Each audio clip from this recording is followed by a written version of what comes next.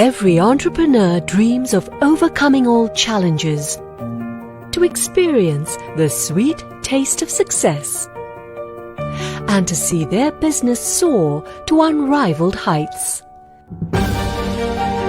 AFFIN Bank propels your business forward by offering banking without barriers and supporting your business goals.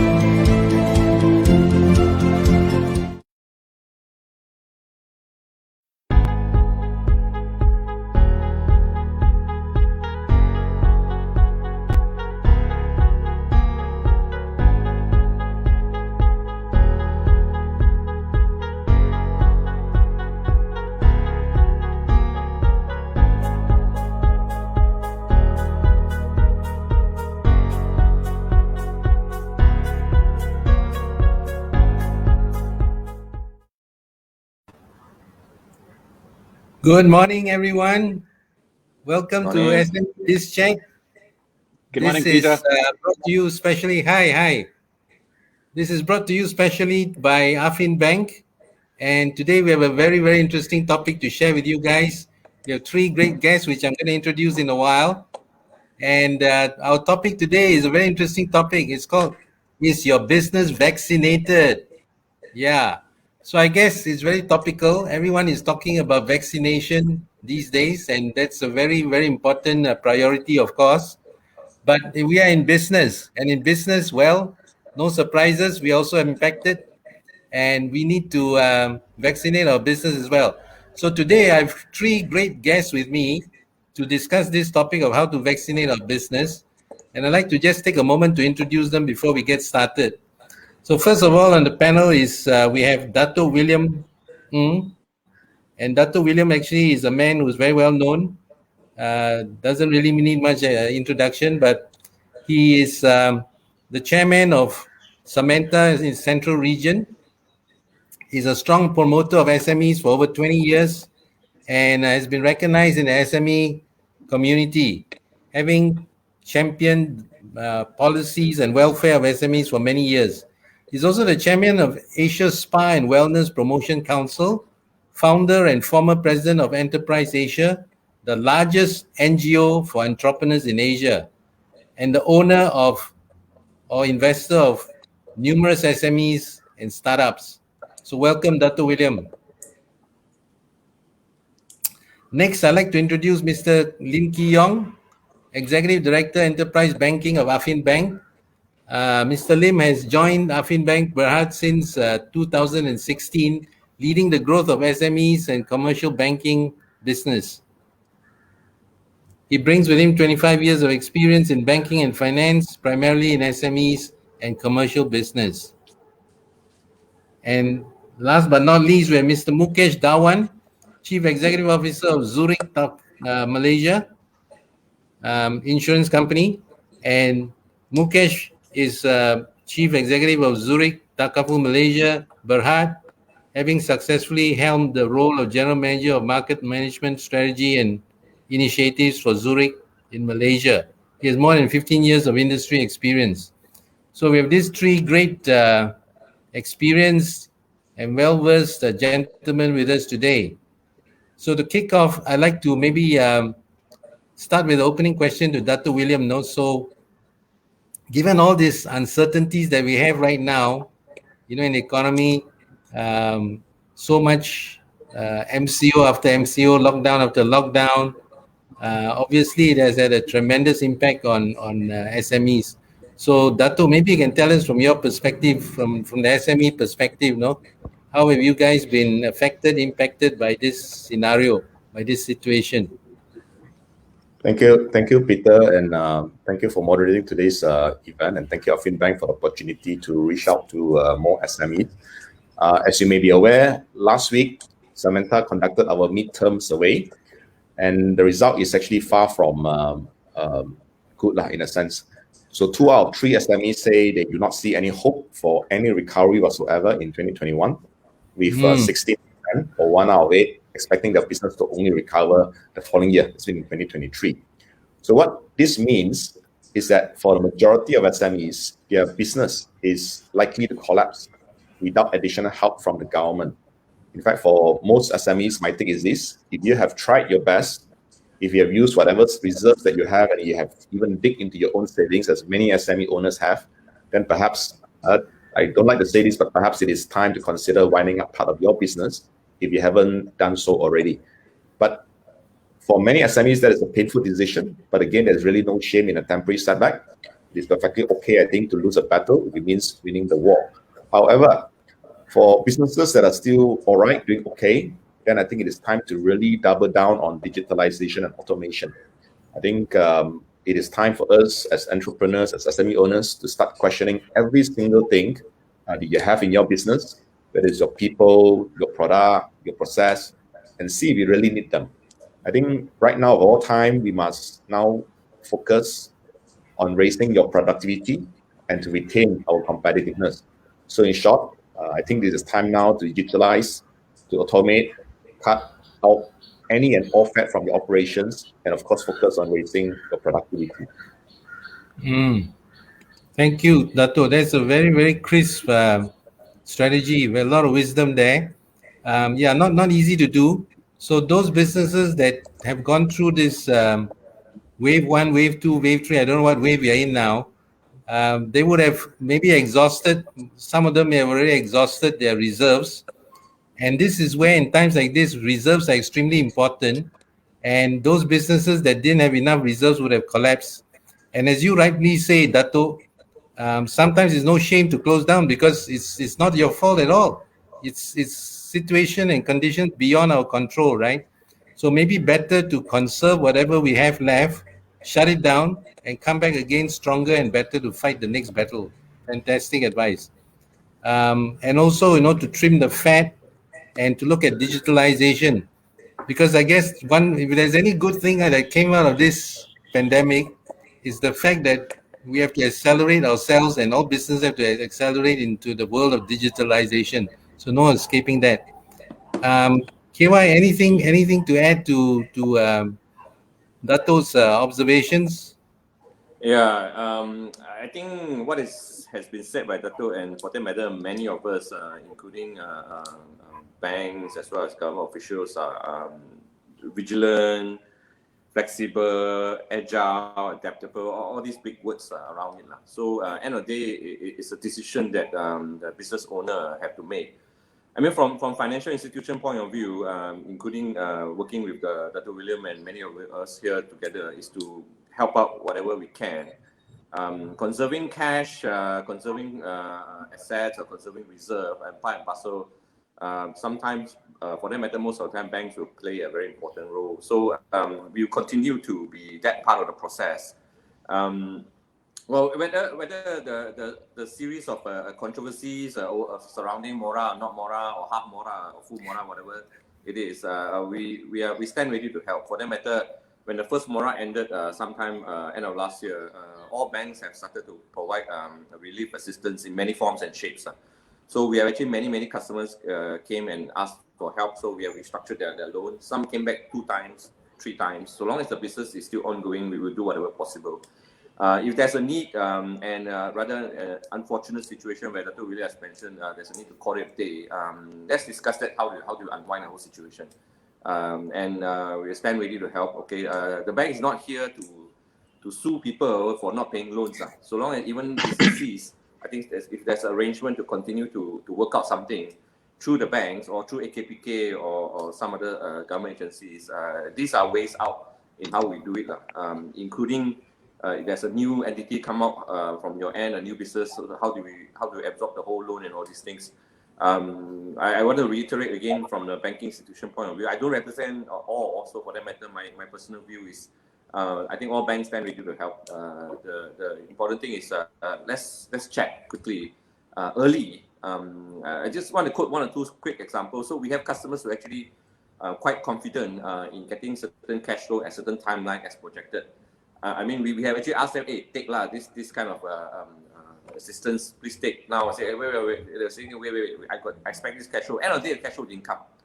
So by then, they apply. I mean, it's not wrong. So I would suggest that conserve whatever you can early. So you can probably last longer or last until a time where we see a light at the end of the tunnel. So that is something of which all of us are hoping. I think you and I, same thing. I think from a bank perspective, is also we have our own share of challenge as well. Capital preservation and continued ability to lend and so on and so forth. So let's ensure we collectively move through this phase. Hopefully that adds to the point that Dr. William has mentioned. Maybe Mukesh, you want to add something from your point? Sure. Thank you, KY, and thank you, everybody. First things first, we feel the situation. We feel for all SME owners in Malaysia, and fully recognize the need to rethink and to some extent reinvent. Having said that, the words that come to our mind is mental strength and financial strength together gives you resilience to fight the situation. We need to keep the mindset of forward-looking. Year plus has gone by, and I don't think anybody expected wherever we are today as an economy, as a country, as an organization. We didn't see this. In a way, everybody, if all SME owners think they are the only ones, let me assure you, all of us, all the CEOs of organizations haven't gone through this before. We are with you, and we feel the pain, we feel the stress. And when it comes to financial strength, priorities, I'll say critical few priorities need to be brought forward and reminded to everybody. And in that, I will use another word while Peter used the word vaccine for business. Another phrase that comes to my mind is financial immunity. Vaccine is for what? So if we talk the favorite vaccine which you are taking now, whether it's AstraZeneca or Pfizer, is for immunity against the pandemic. Now here it is, insurance is your immunity towards something more untoward which happened, and that creates a risk to your business. All of you in SMEs are more or less managed by two people. They are key people. And their immunity, financial immunity, I repeat, is more critical now than ever before. Back to you, Peter.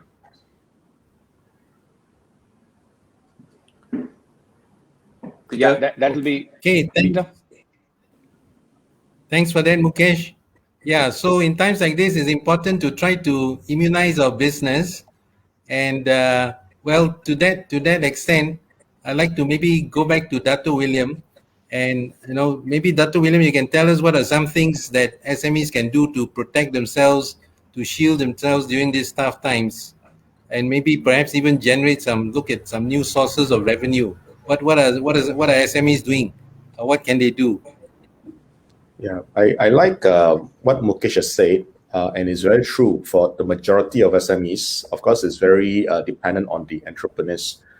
We have seen so many SMEs that have done so well, but just because one or two of the founders either move on or passes away due to whatever reason, these good businesses collapses. So I totally understand the importance, and I agree with Mukesh that SMEs must also both have a succession plan as well as be able to actually protect your key people, be they your owner or your senior managers within your company.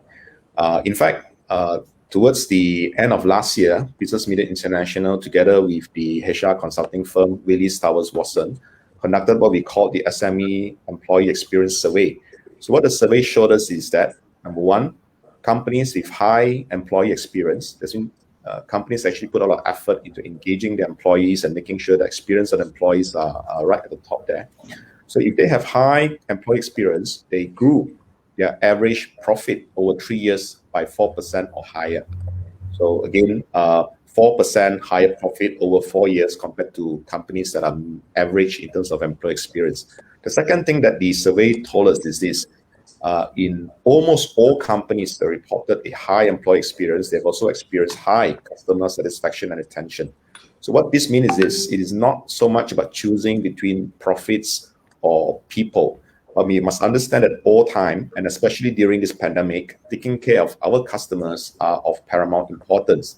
And as to say, if you take care of our employees will take care of our customers. So first, take care of employees, especially during a pandemic like this. Right, back to you, Peter. Great advice, Dato. Absolutely, fully agree. And increasingly we hear that this is the approach. In the I wouldn't say old days, but there are many companies on Wall Street still looking at number one is shareholder interest. But I think people like Richard Branson and Jack Ma have said, no, that's not the way to go, and they echo what you said, Dato, which is we have to look after our employees, our team. And if we look after a team well and they're happy, your results already show that there's a 4% increase in bottom line growth. And not only that, they will provide better customer experiences for our customers, which means that it will lead to a natural growth in our business. Very good. Peter, maybe I'll just add on to what Dato has Sure. mentioned. Sure. Yeah. Actually, the team, whether your business vaccinated, I think to some extent, you may have the concept of whether financially ready and strong. I echo what William and Mukesh, for them as well, yourself, is saying. It's about a holistic way of preparing a business for all sorts of challenges. If you take care of your staff will take care of the client. Okay, so but having said that, while people will likely say, hey, I also can't pay my loan and all these things, I think that's where balancing a leadership way have to come in from an entrepreneur perspective. Whether you have to trim certain things, cut off certain things, or for that matter, you just have to forego something in order to reach optimum level of sustainability given the current crisis. I mean, what William and Mukesh and yourself, Peter, said is truly about how do you vaccinate it in a wholesome basis. Yes. Organization, big or small, it make no difference. It's the same way. I mean, if you have a very difficult leadership, driving people slave every day, I think you end up, you know what will happen at the end of the day. So everything comes in short term, no longer sustainable. So I think from digitalizing point perspective, or actually go and vaccinate and all these things. So mental and as well as psychological health, I think is paramount to all people, which all of them are key people or key men in the organization. I mean, that's my 2 cents to add on what William has mentioned. Yes. I think that's a very important point, KY. The balance of driving the people for results, and at the same time making sure that their welfare is taken care of. Fantastic. Mukesh, anything to add from your perspective? Yeah, when you use the word employees, and all that. Yeah, I mean, definitely when I hear words, I mean, employee care is definitely the top priority. As I mentioned earlier, priorities have to be more brutally focused now, more now than ever before. Just keep in mind, while things are down now, we were just having a small conversation before this meeting. When things look up, which is happening in some parts of the world, there will be high demand because there is pent-up demand. Please remember that time to be ready, to be geared up, you need the same employees whom today we possibly are thinking, how do I take care? But you take care of them and you retain them, then when you bounce back with more confidence and strength. So employee care is non-negotiable. Absolutely. Absolutely. Very good point. So, this is where leadership is very important. And, as the famous example of being on an airline, right? So when before takeoff, they always make some announcements, right? The steward or stewardess will say, please put on your face mask before you put on for your child, your seatbelt, right? So it's the same thing, no? So here, if the leader doesn't take care of themselves, they can't take care of their staff or their employees or their team, no? So I guess this is maybe a good point for us to learn a bit more from Mukesh. What can we do in terms of protecting the key men? Sure. I mean, key people in your organization, which is usually the founders, CEO, or CFO. I'm sure each SME knows who their key people are. And like the analogy here that you give, if you take care of yourself, you can take care of your children while you're flying. So adults go first with the mask. So here, taking that analogy forward, when you have key people identified, you must provide financial immunity to them with basic cover. And insurance policies are available. There are various kinds of plan. You can interpret Keyman in two ways, I'll say. Implementation of Keyman can come if the company is the payer, which means premium or contribution is paid by the company P&L, and therefore you expense it out. And in that case, the nominee is or the beneficiary is also the organization. Now that gives a financial protection to the organization if something unexpected happens with the person, where employees are important, key person being at the helm of affairs takes higher priority.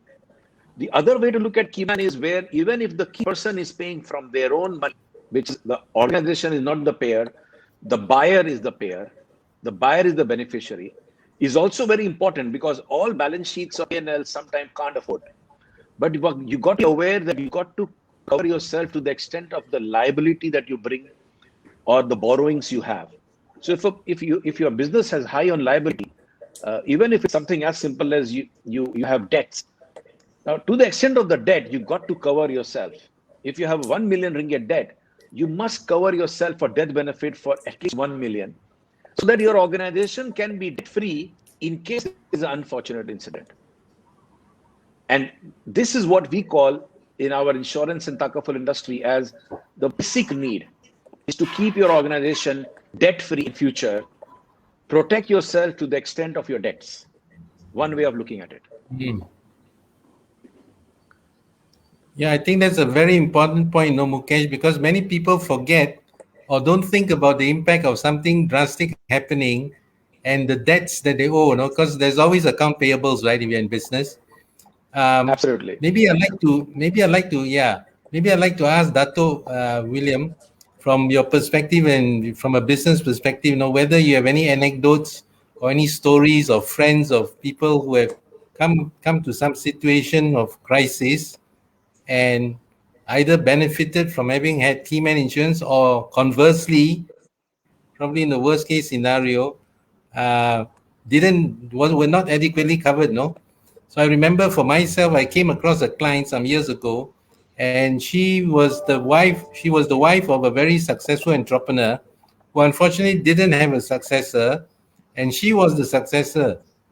And well, basically, the company was basically not rescuable. And I told her, sell it off as fast as you can, because she had no competency to run the business. And yet she kind of inherited this all of a sudden from her husband, who died very suddenly. And having built the business up for 30 years, made a brand for themselves in the garment industry. But, she just couldn't run it. She didn't have the skills. And the children were too young, and, well, all the rest of it. So I was just wondering whether Dato might have one or two such anecdotes or stories that you've come across. Yes, Peter, definitely there are so many. Some of our friends, as we get older, we also start noticing some of the businesses that is happening to the businesses. And it's very painful to see. Very painful to see, because you have seen how hard, right, the entrepreneurs work to build their businesses to where it is today.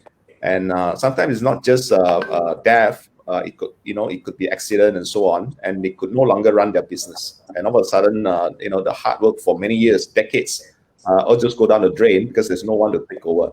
So I think there are two things here. One, I think like any other organization, SMEs, owners must put a lot of emphasis into business succession. And business succession doesn't necessarily mean grooming your son or your daughter to take over, but it can also mean looking into your own employees or long-term partners to take over one day should anything happen. So I think that is one. Secondly, I think most SMEs, and this is what many SMEs don't do, is to always start with the end in mind. What is your exit plan?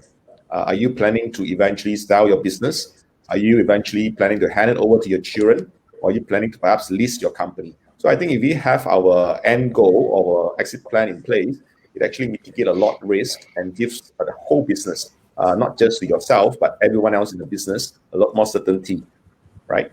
So back to you, Peter. Yeah. Maybe Okay. Peter, I just added on. Sure.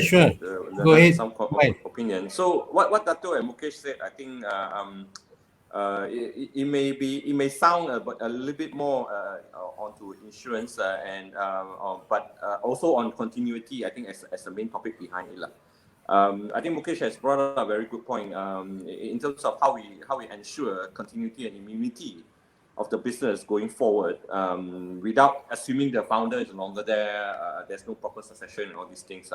So and it brings about the point where Dato' William has mentioned what is the exit plan, quote unquote. You may have a plan to exit. What about what suddenly happened to an unplanned exit? So where is the unplanned exit kind of plan? Where is your plan for unplanned exit? So this is something of which not easily understood. Now, I mean, given current situation, it's like I have met a lot of friends and say, "Hey, brother, now it's like hand to mouth kind of thing. Where got money to do all these things?" I understand. For that matter, I think all of us are in this predicament right now, of which I would like to alert and highlight again to quote unquote wholesomely vaccinate your business. It's the overall balance of things that we require to do. So coincidentally, I think personally, I came through many examples of this kind of key man issues, and end up the whole business got wound up in some way, and or the family got into debt unnecessarily. But having said that, it's continuous planning, continuous anticipate the unexpected, and continuously anticipate the expected. I mean, both sides cannot. I mean, it's like Murphy is around everywhere. So suddenly he appear out of nowhere. You just have to just invite him, come and sit down. Hey, what you want from me? This kind of thing. When it comes to a total screw up, means screw up. Okay, so it's how do we plan for the unexpected or unplanned?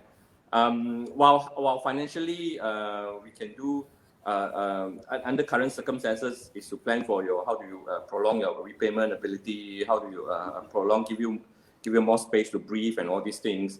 So within all this so-called micro planning, please bear in mind the need to have wholesome extended planning as well on employees, succession, balancing the need to understand the industry and prepare for pent-up demand in the event things turn better. Okay, so nobody thought of MCO could be so bad, quote unquote, MCO 3.0 could be so bad. We may come to a phase that touch wood. I mean, in the event a worse situation come, what is your next plan? Or for that matter, when things turn better, by the time things turn better, some companies were prepared. Hey, I'm ready for this. When it turns, I'm going to grab the bombshell of the business, or how do I actually prepare for the worst? So, it's a big topic. Okay, I think we are trying to discuss here the key points of which we should take away collectively for the SMEs and entrepreneurs. Hopefully, in some way, we help each other. Come talk to us, talk to the association, talk to the insurance company, even talk to Peter. I mean, you are experienced coach in many ways. We hope that this session, in some way, collectively, we share some experience, and we like to help as much as possible. I hope that makes sense. Peter, over back to you. Yeah, that's a great point, So, KY. Yeah, yes, Mukesh, go ahead. I actually, if you don't mind, Peter, I have a small question for KY, yes, my professional banking friend. You're absolutely right. Right now, for SMEs, loan readjustments, maybe enhancing loan or credit or overdraft facilities are possibly options to improve their cash flow. Now, when you have a borrower or your existing customer coming to you, let's say somebody who is well insured and asking you for loan adjustment, just as an example, because I have some friends who do that, they have higher credibility or credit scoring by you as a banker, or someone who comes for loan adjustment and says, sir, I have just 50,000 ringgit death benefit, or I have just 50,000 insurance, versus somebody who says, I have 1 million insurance, now I want to readjust loan. How will you look at these two potential customers for you in terms of confidence and credibility? Well, I mean, the business potential is one thing, or the business overall liability, to your point, is also another thing. If overall he has only that 50,000 debt, and but he has 50,000 in terms of insurance coverage. I mean, nice to have more for your future protection, for your siblings, or for your succession planning purposes. But on the other hand, it is also for us to advise, for that matter, to give an opinion, if you intend to continue to grow, you should grow in tandem or with your protection along the way. So that is something of which the entrepreneur should take into account. On the other hand, when the fella has a million in protection and say assuming a 50,000 debt, I think congratulations. I think you plan well. Whether you have overplanned, we do not know. Okay, so you may have other reason to do that. But having said that, I think it's also good to ensure that continuation of that protection, while you look at opportunity to scale up your business in a very different manner on a different speed. I think because you have something other people don't have.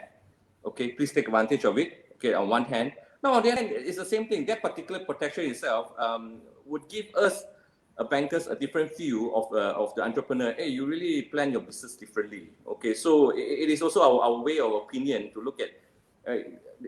This entrepreneur is always planning 2 steps ahead, 3 steps ahead, 4 steps ahead. That gives us added comfort in many ways. That cannot be scored inside a credit scoring. You never find that score. The people say credit is 4C, 5Cs. I always look at the 6C. Where's the common sense of it? So the common sense, the C there.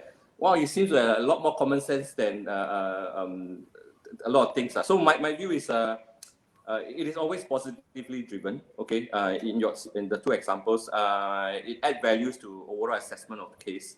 But having said that, we continue to grow in tandem with the customers, whether big or small. And I suppose in some way, that's where oftentimes where our experience and exposure limited, that's where we get the insurance company coming. Hey, can you also further advise how do we add on to this particular relationship to continue to blossom, prosper, and able to withstand difficult times going forward. I don't know whether that helps in terms of No, you answered. No, you answered very clearly. It is true that financial planning is the common sense also. I really like the way you put it. And we didn't script that, right? It gives you... Yeah, that was very good insight. Very good insight. So yeah, it's a good point. Now we have to plan for business continuity, and KY's point about planning for the unplanned or unexpected. And this is really a time of great unexpected things. I talk about disruption. I don't know what to call this, no? So we're having disruption after disruption. So it's very important to take that in mind. We got a couple of questions from the viewers. So I'd like to maybe just turn our attention for a while to this question because I think it's topical. There's a gentleman here who says, there are a couple of questions. I'll start with this one. The gentleman is saying, how do we estimate the coverage amount for the key person in a company? Maybe Mukesh, you might be the best person to answer this. Yeah, sure. I gave one example earlier based on the debt you have. So if you have business borrowing, you must buy coverage which is equal to or maybe a bit more than the borrowing you have. And the other way to look at it is the income that you get or you make, because insurance basically covers income. It's an income protection plan.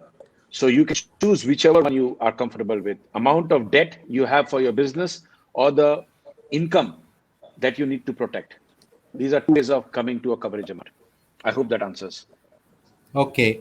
So I guess for more details, you might want to contact Zurich to get more your specific situation. There's another question here from Tommy.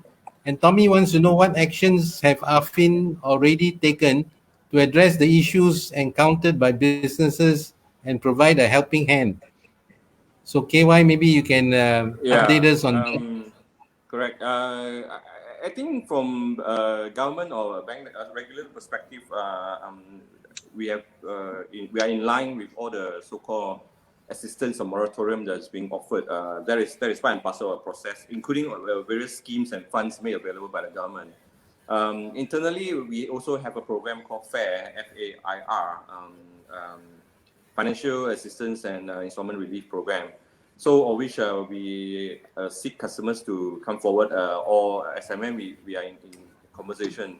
Come and talk to us. There are many ways to re-op your financials. I think we have said this together with many banks as well as ABM that come talk, get some relief assistance, whether you do a step up, you request a deferred payment, or you do a mora and all these things. And also through many SME associations as well to continue to pass this message on. Somehow or other, I mean, our experience has been positive. So we have assisted as many as possible over the last 1 year or so post last year moratorium, and I think it has helped in many ways.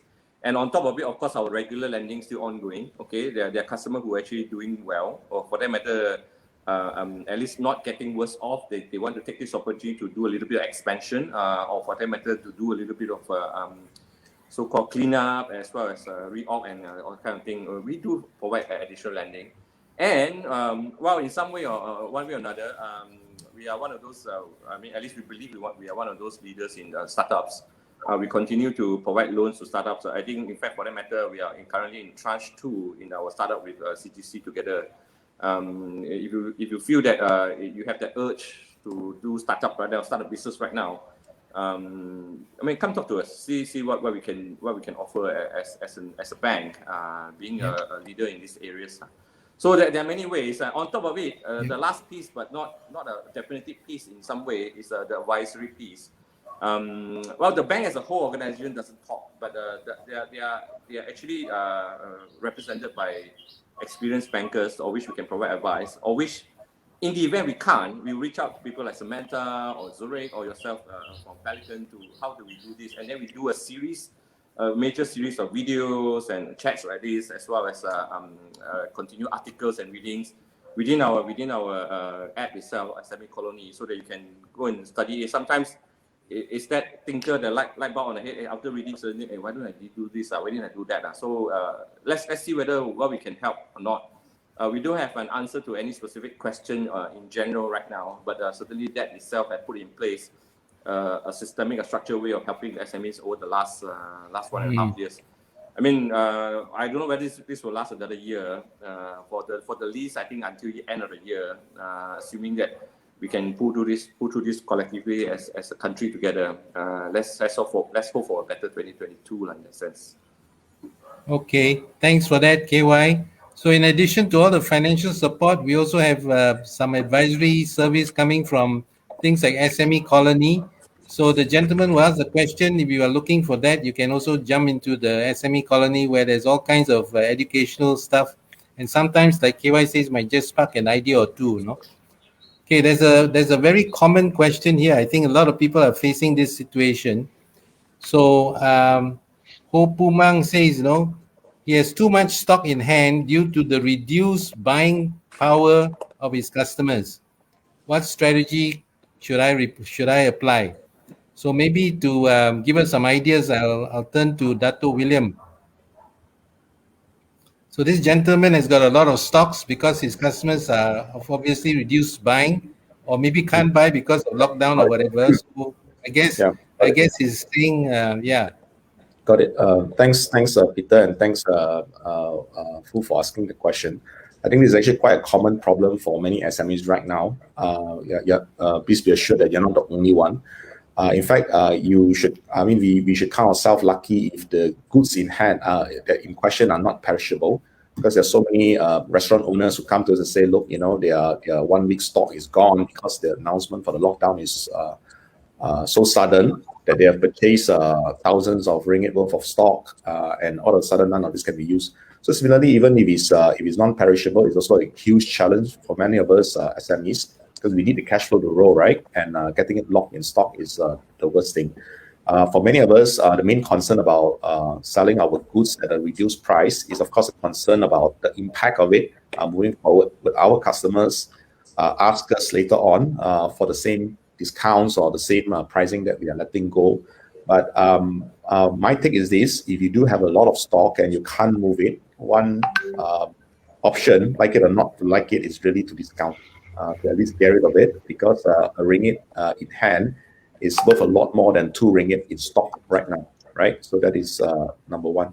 Work with associations, work with groups that you're familiar with, and see if there's anyone within the community that can actually support you in terms of taking off some of the stock if they need it right now. I think a lot of time we blame the government. We say the government is not doing enough. We blame our vendors saying they're not helpful and so on. But we must also understand that they are also challenged. So when we are running the problem like this, sometimes we simply have to, the popular phrase lah, kita jaga kita. So if you find yourself in difficulty, not need to stop by anything else, do reach out. There are plenty of people out there who are willing to help. Okay, great, Dato. So two things there. One is get hold of cash first. That's cash. As they say, cash is king, especially in times like this. And second thing is reach out to others. Also, look for collaboration opportunities. Sometimes you might want to join up with another business that has got complementary products, and you could do a joint promotion or something. Sometimes, like Dato said, you just have to do a lelong sale, to maybe not everybody, but to your best customers. Because if you lelong to everybody and many people can't buy it anyway, it's a waste of time. But you can select perhaps who are your top 10 or top 20 customers, depending on your industry, and do a special closed door sale for them, or help them to deliver your product to them or whatever it is. So I hope those ideas help you. Peter, Very, maybe just add on. very hard to give specific advice unless we know your specific industry, but I hope that helps. Yes, KY, you got some other ideas. I think I can't help it. I mean, from bank perspective, in the event it is done on a trade facility or BA financing, if there's a need to extend from the typical cycle of 90 days to 120 or 150, go and talk to your bank. Okay, so I need the next BA to be at 150 days or 120 days because I just can't clear my stock. So I have a little bit more time while you generate, come with ideas and means to go and clear these stocks. So we also come in some way. I mean, if the stocks are paid cash or this thing, I mean, nothing much we can do other than try to get rid of it in some way or through many other multiple channels. Otherwise, if it's under finance, you probably think that you need a data extension, or for the next batch you already ordered, you have to take no choice. Come talk to the bank. So let's say for the next 2-3 bills, we allow it slightly longer extension. It helps in some way the cash flow.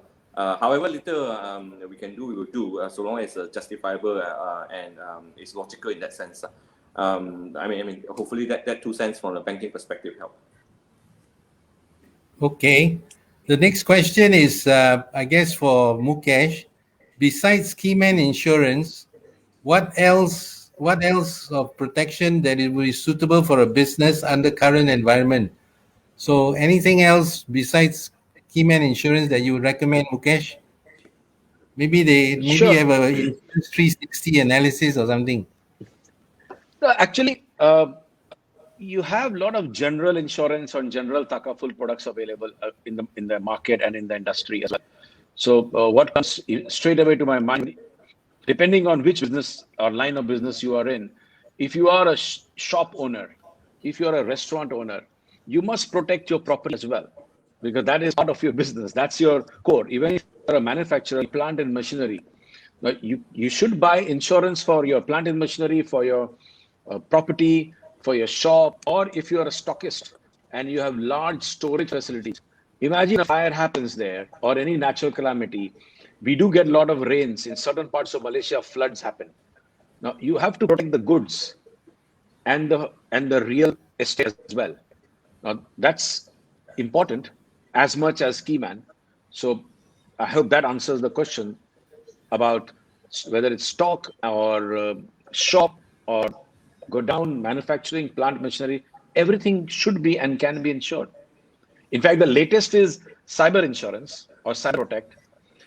You got to protect yourself from getting hacked. Imagine your books getting hacked and your information is leaked. Data security is prime. And I'm sure we are all reading around how, unfortunately, with all this virtual work and working from home, this virtual medium has become very active. But in various parts of the world, I'm reading cyber crime is on the rise. And yes, cyber protection is a product that is evolving. I'm not too sure if it's as ready as it should be, but many organizations are already developing. Some are ready in the market in Malaysia, and more will come. I see a future for cyber protect product becoming very common. Okay. So you should think on those lines as well. All right. Okay. There's a question here from Mira Azman to Mr. Lim.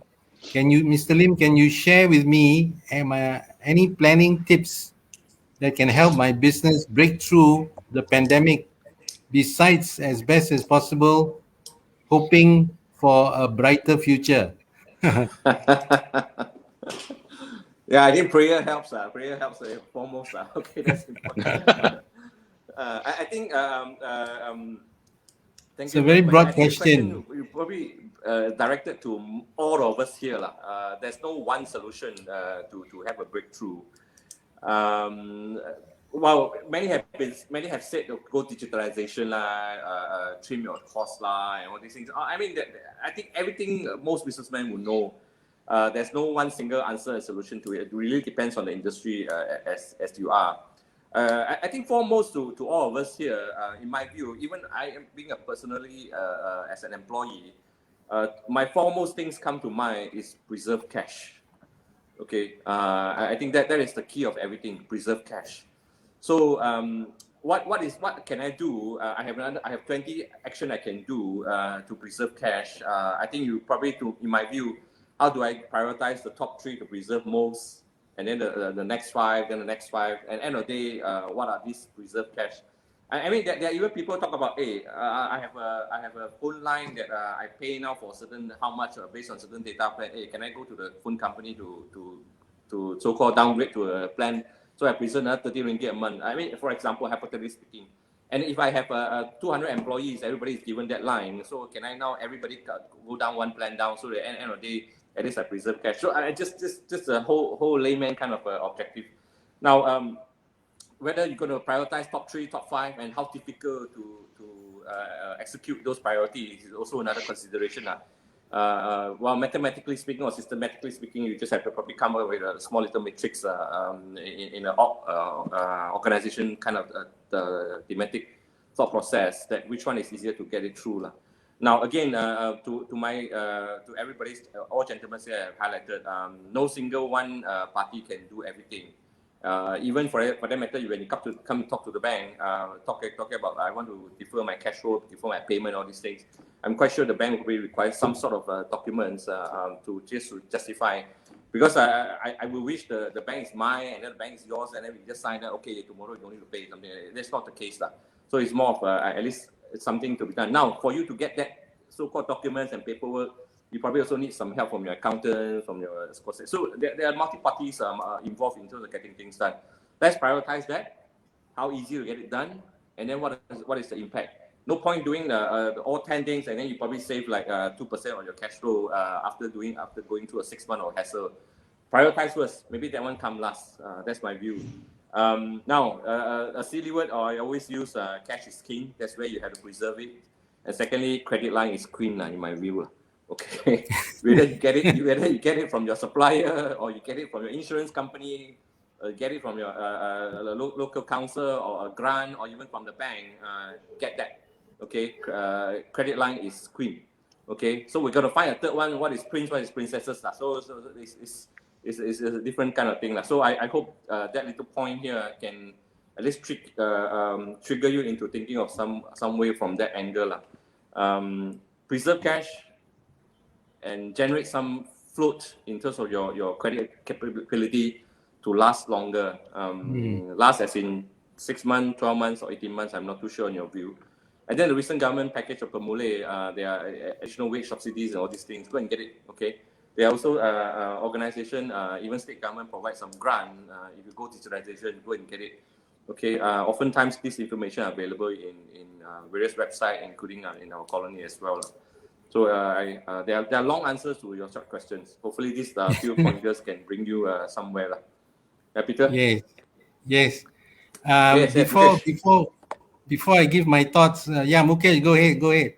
Yeah, I mean, just adding to what he said about cash, credit line. Every SME has their own line of business. So my answer will be slightly generic, but still specific to the point. Reinvent the delivery mechanism. Look around. When you look around, read around, some answers are very straightforward. The restaurants where people can't come or can't go because of social distancing rule have quickly adopted to delivery at home. So here the delivery is a bit literal, but even otherwise, if customers are not coming to you, find a way how you can reach out to the customer. You can send WhatsApp, you can use social media. Virtual medium is now more active than before.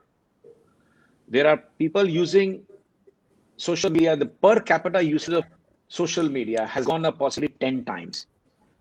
And same for usage of Wi-Fi, everything. What does it tell you? It's telling you the data that people are here. They are not looking at there is no window shopping in a mall now. The window shopping is in the iPad or in the phone or in the laptop. Now, can you be there? Screen shopping. Screen shopping. So it is getting redefined. The window word is getting redefined. Now think, how can you be in front of them in their social media, in their WhatsApp, in their handphone, and leave a contact number, and you will get some breakthroughs. But it all depends on the line of business you are in. But I'm seeing that a lot happening around me. Many things we are getting delivered, we go down and collect, including buying shoes for children, clothes, of course, vegetables. There are some people who I didn't know before. Now they come in their car to sell vegetables near where I live. So we go down during the hours that we are allowed to, and we buy vegetables because we can't go far. Now, this was not happening 1 year ago or even 6 months before. I do see those. Now, that means this vegetable seller has reinvented his delivery mechanism. He has taken out his car, opened the boot, arranged vegetables, come nicely, and sells and goes away. Now, easy example, but it's happening. It's happening around us. Yes. So that's something that came to my mind. Thanks for that, Mukesh. So looking at how to reach out and deliver your goods and services in different platforms and enhance your delivery system. Dr. William, anything you want to add to this question? Well, I think Mukesh got it exactly correct. A lot of people say desperation is the mother of all innovation, isn't it? So I think by and large, the past 1.5 year has actually forced many SMEs to adopt technology. But I think our technology adoption is still very low. A lot of us are still looking at our own friends, neighbors, and see, are they doing it? What are they doing, and so on. But what we realize, of course, is that many of us are still very much focused on surviving today, and I fully understand that we must also start looking towards the future. What happens after the pandemic? Many of our neighbors has already started their economy full scale already. Many of the SMEs has already started going into digitalization. Even Indonesia, where their labor cost is still about half of ours, has already gone into IR 4.0 and so on. So there's really no time to wait. I know that we are all very much focused on surviving, but at the same time, it also takes a bit of, we should also take a bit of time to actually look into what we can do moving forward. Excellent, Dato. Yep.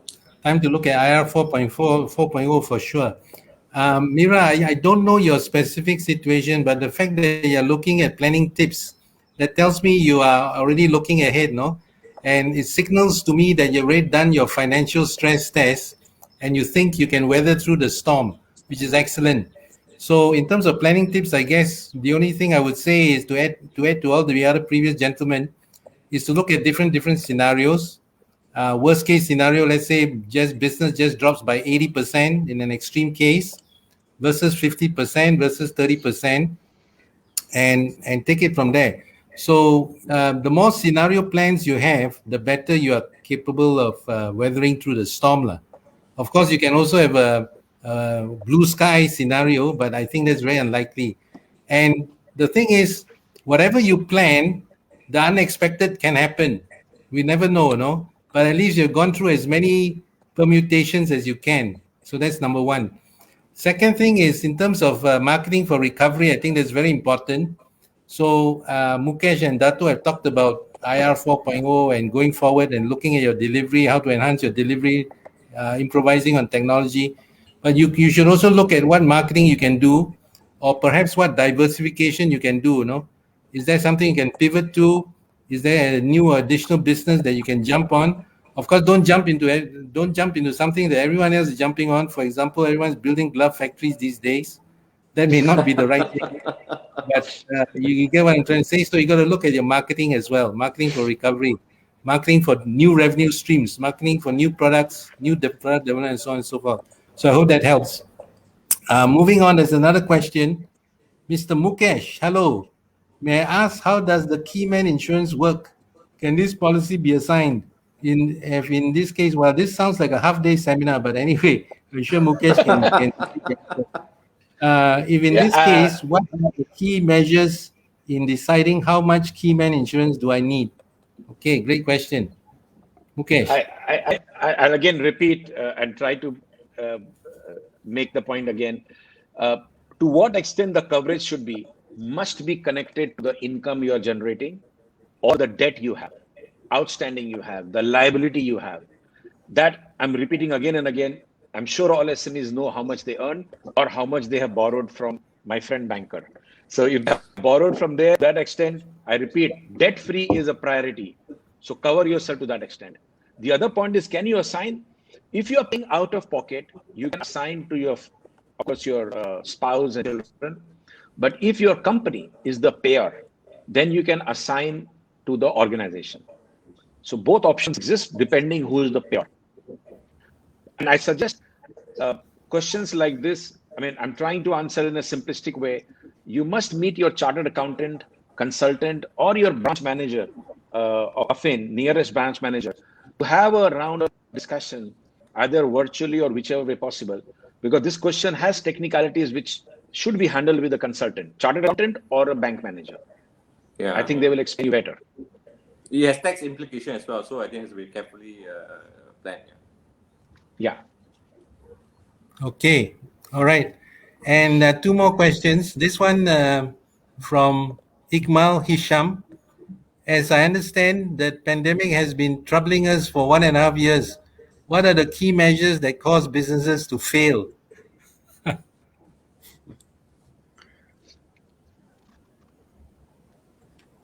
Who will go first? I guess. Yeah. Yeah. Peter, maybe I'll take this first. Of course, I'm Sure. Mukesh and KY would have their own input. I think this is again back to our over reliance on labor. I think we must understand Malaysia is no longer a cheap labor market, and the government is quite determined to actually cut down the number of foreign workers in Malaysia. So that's a fact that we cannot change. I mean, Samantha has been lobbying for many years to say, look, give us more time to automate, give us more time to actually get in the right local workers. Because sometimes it's not that we don't want the local workers, it's just that we either cannot find them or they're not willing to work. So we understand the challenges and been engaging with the government for a long time, but it's not going to happen. It's very likely that labor costs will only go up. So that is one. Secondly, of course, is our low technology adoption. If you look at the statistics, right, our digital adoption index as a country is only 69%. So this is compared to Singapore's 87%, right, just our neighbor. And even more worrying, under the business sub-index for digital adoption, we stand at 55%. So we're even lower than places like Vietnam, Philippines, Thailand, and Brunei. So that is how poor our business adoption of digital in a sense, right? So therefore, I think it is important that as SMEs, we must slowly so-called wean ourselves off this cheap labor. We do need to speed up our automation and reliance on manpower, and more importantly, also to improve the education level of our the next generation of entrepreneurs. Because as long as we rely on and continue to be labor intensive, our margin is going to be very slim. You know, some business people come and tell me, some SMEs come and tell me, they say their margin is as low as 2 to 3%. So when a pandemic like this happens, that 2 to 3% is not going to help you survive. In fact, in all likelihood, you'll be the first one to collapse. So which is why I think margin is very important, and to protect yourself, 2 things. One, wean ourselves off the cheap labor so that we have less people rely on machine more than people. And secondly, also, of course, it's something that I know a lot of SMEs may or may not agree. We love to use the same supplier. Like myself, we use the same printer, the same distributor for the past 20 years. I started my business 20 years ago. I use the same distributor, same printer until today. Because we have this saying, right? We appreciate loyalty and we give the loyalty back to our vendors. But I think in business, we must also be careful to diversify our risk a little bit. Perhaps sometimes we must also look into other supplier to back us up once in a while, so that we don't rely on one supplier. So if we do so, then the risk increases manifold. So I think these are the 2 key challenges that SMEs face that result in why many are not able to survive the pandemic. Maybe Okay. I'll just add on to the questions. I think many of the cases where we have experienced over the last 1.5 years is, I think back to Mukesh's point, as Dato' point as well, is inability to adapt. Okay, they just, how they want to deliver their results or the goods or services has remained unchanged, or is being changed relatively slow. Okay, on the thought process that maybe the recovery will come in 6 months time, 12 months time, and all these things. So it was not designed to take on this kind of long-term pain in that sense. So to Datuk and Mukesh point just now, or for that matter, Peter, change, doing nothing is not an option. Okay, I think hoping that what they will continue to do, it will get better. I'm quite sure businesses already on digital would like to reinvent themselves to become even more in terms of how they make money out of digital. Or for that matter, there are other ways to improve it. I mean, personally, I myself, I don't shop online until MCO comes last year. So suddenly now my only way of shopping is online. So it has changed. Otherwise, I get nothing end of it. So when you'll be surprised, the younger people now actually do adapt this better than folks like us. Okay, in some way. So I would love to say that doing nothing is not an option. But if you are already doing the right thing, find another way, prepare for better things than what you're doing now. So these are things. For perhaps the reasons for what we see for customers who actually didn't make it over the last 1.5 years. Not necessarily a bad thing. I think initially when we started the conversation at the time, it's like if you come to a stage where you're going to call it quit, so be it. Okay, so and then let's make sure that what you're quitting now can be unwound safely and nicely, so that you can restart. Let's lose the battle than the war. Okay, let's go for another battle. Hopefully, we win back. So that's in a macro context. Hopefully it adds on to what is being done. I think even insurance company or banks itself, we got to reinvent ourselves, try to do things elsewhere. I mean, the thought of us having a webinar in this nature, I think it wasn't present like 18 months ago. Now we are talking like that. People signing MOU online and doing shaking hand online. All these things, it happens. So hopefully, these 2 cents add on to it. Not doing anything is not an option. I think that in that context. Yes. Okay, thanks for that, KY. Anything from you, Mukesh? Yeah, I'll just extend it with, maybe I'll rephrase it in a way that, as you said, not doing anything is not an option. To break through this pandemic, or if you are asking a question due to pandemic, why is business low? Is adaptability, yes. We mostly don't want to look for an alternative because we get into our comfort zone. Every business, all of us here have an end-to-end process. The current process was not there 10 years ago or even 5 years ago. And the current process will not be there next 5 years or so. We have to be very open-minded to reinvent and therefore look for the alternate process. Easy example I'll give you. I never imagined my children studying online at home. And it's been 1 year. It was never in my imagination. I don't know all about in the audience if you really knew. I didn't know. I thought my children will fail, they will snooze. My son is just 10 years old. He keeps looking out of the window while the class is going on. 1 year has gone by. We kept on guiding him. His teachers were amazing. His classmates were amazing. To cut a long story short, today there is online education proven by 1 year, and both my children have done reasonably well. I was more worried because children just can't keep attention because they are used to a classroom where they play pranks. They have a field to go and kick the ball. No, nothing. No, I had to rearrange the furniture in the house because my son kicks the ball in any direction. I had to remove some things. But what did I do? I created a mini environment in their room, in our living room. I made sure I bought better Wi-Fi than I had 1 year ago. I had to buy industrial Wi-Fi, which had bandwidth because 3 of us are working. Me, my son, and my daughter online all the time. And my wife, of course, is doing online shopping and also some learning.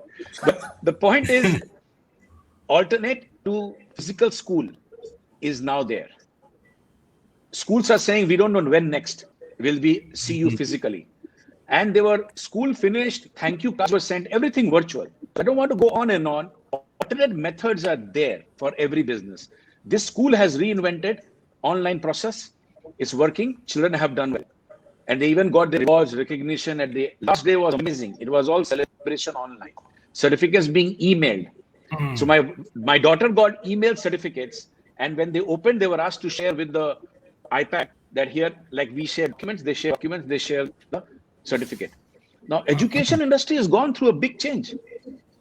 Likewise, everywhere there is alternate process. I will not just say use of technology, use of alternate process. Documents can be scanned and sent in insurance business. Earlier, they were coming in couriers. We don't have to email you a certificate now or a policy. We can email you a PDF document. Suppose you delete a mistake, you want again, tell us. You want us to email you documents 5 times a day, we will email you 5 times a day. I'm joking. But the point is, why do you want the courier packet to come to your house to take a policy document when I'm emailing you? Now, things like, we are also reinventing ourselves. You can scan and send a document. Scanner app is free, by the way, in the phone. You scan and upload an email or WhatsApp. 1 year ago, we were all waiting for documents to be deposited in a branch who would then be scanned in the big scanner and sent. Now the big scanner is gone and every handphone is a scanner. And on average, every Malaysian has more than one handphone. That data is also there. Per capita handphone ownership or gadget is more than one. Why are they not using it? Right. So switch to an alternative, solutions come through. Okay. So thanks for those great insights, the three gentlemen.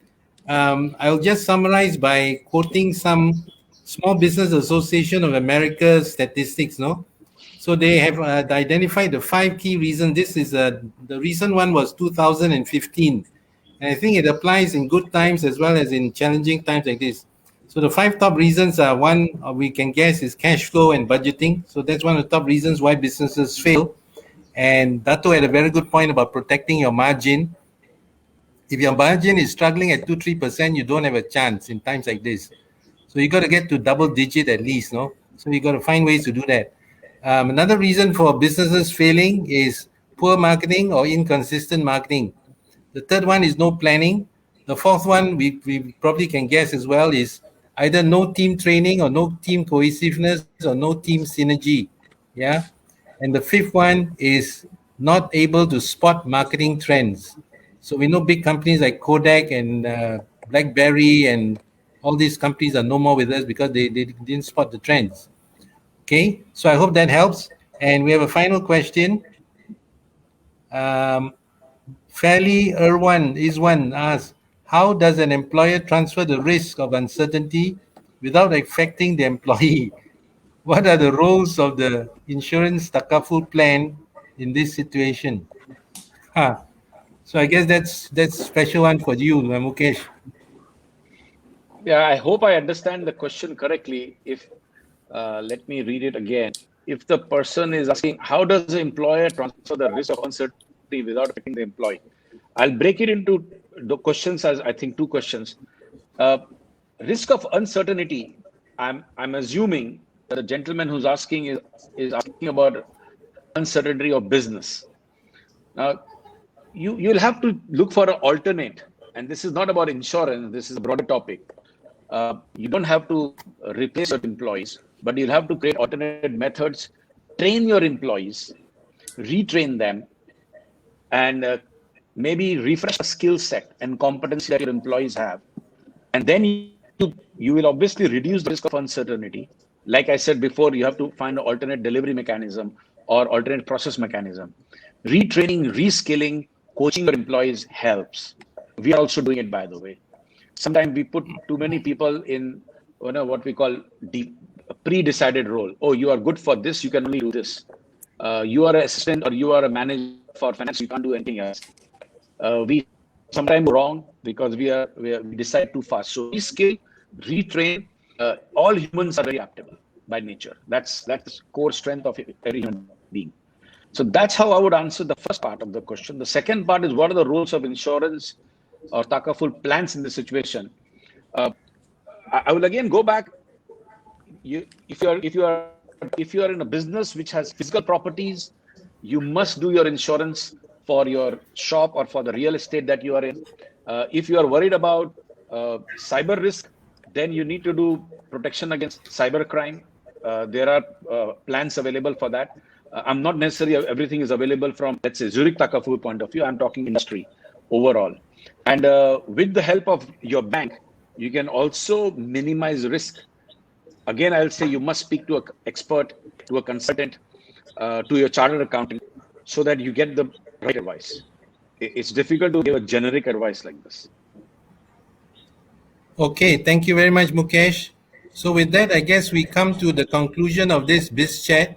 I guess a lot of you have found value, and thanks very much for participation and your questions. Just to finish off, maybe I would ask our guests to maybe let the audience know how they can best contact you if they wanted to. So is it your email, or how would they, what's the best way to contact you? So maybe we'll start with Dr. William. Yeah, thank you, Peter. Again, thanks, AFFIN Bank, for the opportunity to voice our view and share our opinion. So at Samantha, we're doing whatever we can to connect SMEs to government, to other agencies and so on, to help stay afloat and, of course, to grow their business. So if you would like to, do join Samantha so that we can become stronger voice in defending and speaking up for the SMEs. You can actually find our application form, membership form at our website, samantha.org.my. Thank you. Thanks a lot, Dr. William. Mukesh? I'll suggest and I'll request AFFIN Group, KY and the team who have organized this amazingly useful webinar. If you can create a common ID so that, because we are partners, KY, so we provide common solution. So if you can create a common email ID or a chat where questions can come, and you and I and our teams can answer back, or even as appropriate, maybe do similar chat shows at regular frequency. But I would not like to say just write to me individually, because we are partnering with AFFIN Bank. If you write to us together as organizers, if we can decide a contact point, or email where they can send, like maybe ask AFFIN SME colony, something like that, just suggesting. And all insurance related, I can take from there. But I'd like to do a combined effort with AFFIN Bank. Wonderful. That's great, Mukesh. KY, any last words? I mean, thank you for hosting this or moderating this, Peter, and thank you, Dr. William and Mukesh. I think we can be reached through our website or SME Colony, in which from that angle, if there's any further question, we can actually direct them to both Dr. William and Mukesh as well. It's already available. You can download the app from the Play Store as well as iOS or Huawei App Gallery. So thank you again for attending this. Hopefully it has been helpful. I certainly enjoy it, and it's a short 1 hour 15-minute session. We look forward to more of such chat going forward. Mukesh or Dr. William. Thank you, Peter. Thank you, KY. Okay. Thank you, Peter. Like they say, time flies when you're having fun. So it's been great to moderate this session together with you, all three of you, Dato, Mukesh, KY, fantastic. And I hope we have given value to our audience. And it just struck me that I forgot to introduce myself. So luckily the name is there. So I'm Peter Lam, the founder and managing partner of Pelican Concepts PLT. And what we do is we help our clients who are largely SMEs to grow their business, and more importantly, to strengthen their business so that the business lasts a long, long time. And I'm the author of this book called Profit Makes Your Business. To get in touch with me, you can send me an email at success@peterlamcoach.com, or you can connect with me on LinkedIn under my handle, Coach Peter Lam, or you can contact me through AFFIN Bank as well. So thank you very much. Thank you, AFFIN Bank, for doing this series. And I hope to hear good news from all the SMEs out there. Stay strong, keep fighting, keep the spirit, and success always. All the best. Thanks. Okay, thank you. Thank you. Thank you. Thank you, everybody. Pleasure. Thank you.